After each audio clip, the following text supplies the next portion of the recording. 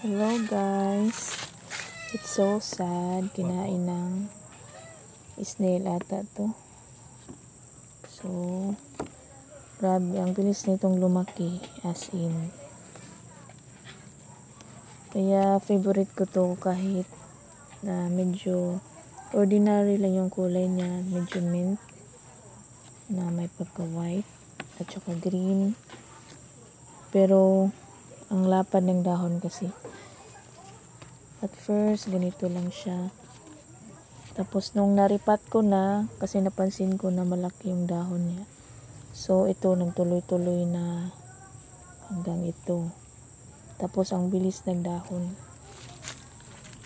So, kaninang umaga, ito yung napansin ko.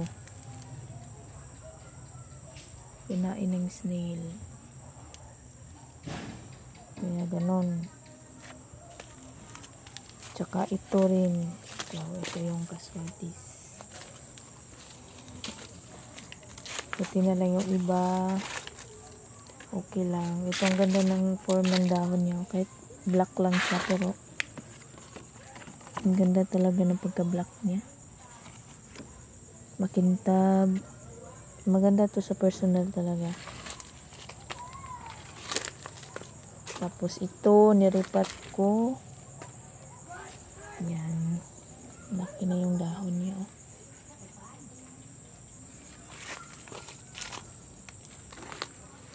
So, kung may budget lang sana, itong ganda rin, no? Kahit medyo ordinary lang yung kulay, pero ang ganda ng form. Pag ganyan yung form ng dahon niya. Tapos, yellow mint. Ito, hindi ko akalain na gaganda yung kulay niya, parang maging reddish copper tone. Kasi at first, ano lang talaga to, parang ordinary.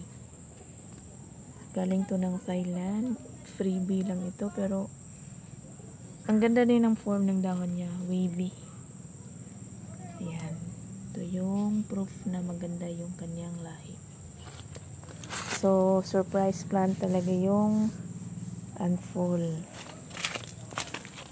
Tulad nito. So, binili ko ito. Medyo ordinary lang. Sira-sira yung dahon. Tapos ito na. Ang ganda.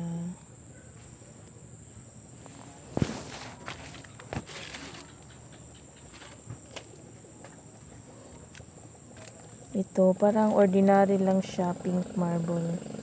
Nung naging medium size siya. Tapos, nung lumapad na yung dahon niya, ang ganda ng pagkano na talaga.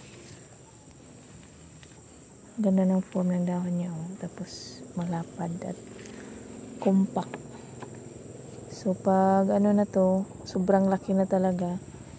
Ang ganda nito. So, kahit hindi visible masyado yung kulay, pero pag malaki, ang gandang tingnan. So, iba talaga yung sa personal. Mas ma-appreciate mo. Ito rin, no, ang liit nito dati. Ang bilis lumaki ng kanyang mga dahon at humaba talaga.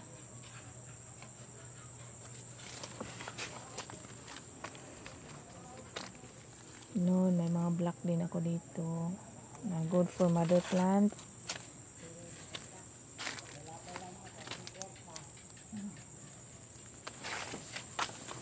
Ito, parang magre-red ka ito. Galing to kay Sir James Garden. Thailand. Ito kay Sir Romel.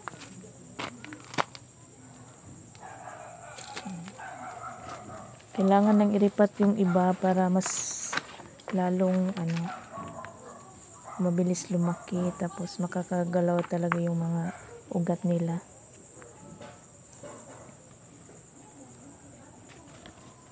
So, ito naman ay parang orange copper tone.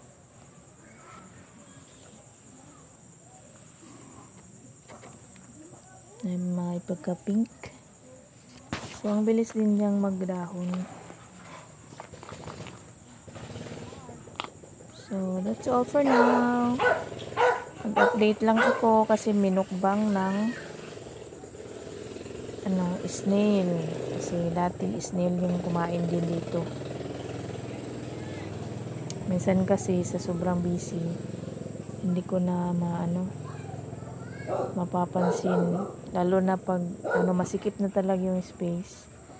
Kinuha ko lang yung iba dito kasi nilagay ko doon.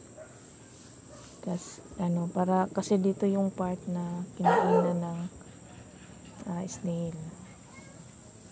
2 dahon, tapos 2 anpul na magkatabi. So, thank you for watching. Bye-bye. God bless everyone.